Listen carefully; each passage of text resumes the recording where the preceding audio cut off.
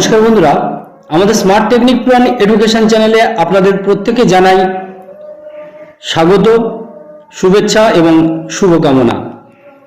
এই সপ্তাহের অন্তে সম্ভবত দিদিমণি ঘোষণা করবেন, দিদিমণি অর্থাৎ রাজ্যের মাননীয় মুখ্যমন্ত্রী। তার কারণ হলো রাজ্যের পার্শ্ব শিক্ষকদের বেতন বৃদ্ধির সমস্ত প্রক্রিয়া কিন্তু কমপ্লিট, শুধুমাত্র মাননীয় মুখ্যমন্ত্রীর ঘোষণার অপেক্ষায়। হয়তো আপনারা এই মুহূর্তে বিশ্বাস করছেন না, তার কারণ হলো সেই রাখালের গল্পের কথা মনে পড়ে গেল। বারবার পালে বাঘ পড়েছে, পালে বাঘ পড়েছে, কিন্তু যেদিন সত্যি পালে বাঘ পড়েছিল সেদিন কিন্তু কেউ বিশ্বাস করেননি। ঠিক তেমনই ঘটনা এবারে ঘটছে।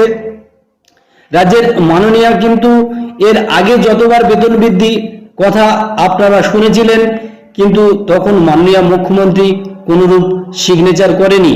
মাননীয় মুখ্যমন্ত্রী আদৌ জানতেন না যে পার্শ্ব শিক্ষকদের বেতন বৃদ্ধির কথা স্বয়ং শিক্ষামন্ত্রী দিয়েছেন। কিন্তু এবারে মাননীয় মুখ্যমন্ত্রী নিজেই পার্শ্ব শিক্ষকদের বেতন বৃদ্ধির জন্য তিনি উদ্যোগটা নিয়েছেন এবং সাথে সংগঠনের নেতৃত্বরা মাননীয় মেয়র সঙ্গে সাক্ষাৎ করেছেন।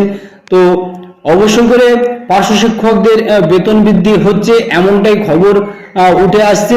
তবে এই মুহূর্তে সমস্ত নেতৃত্ব কিন্তু বলতে পারছেন না যে মাননীয় কবে ঘোষণা করবেন। তবে বিশেষ সূত্র মারফত যে খবর পাওয়া গেছে যে এই সপ্তাহের মধ্যেই মাননীয় ঘোষণা করতে চলেছেন পার্শ্ব শিক্ষকদের বেতন বৃদ্ধি, এবং সেটা এপ্রিল থেকেই লাগু হবে।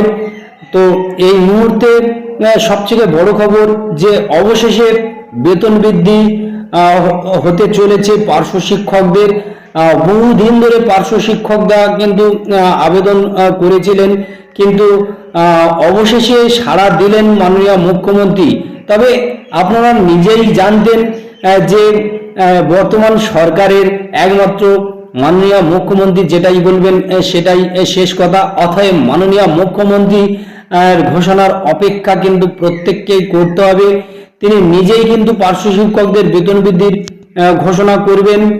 তিনি নিজেই দীঘায় যাওয়ার আগেই কিন্তু এরকম একটা পরিবেশ তৈরি হয়েছিল যে গত সপ্তাহে তিনি ঘোষণা করবেন, কিন্তু দীঘা যাওয়ার ফলে তিনি ঘোষণা করতে পারেননি। অতএব তিনি ফিরে এসেছেন, এবারে তিনি নিজেই ঘোষণা করবেন।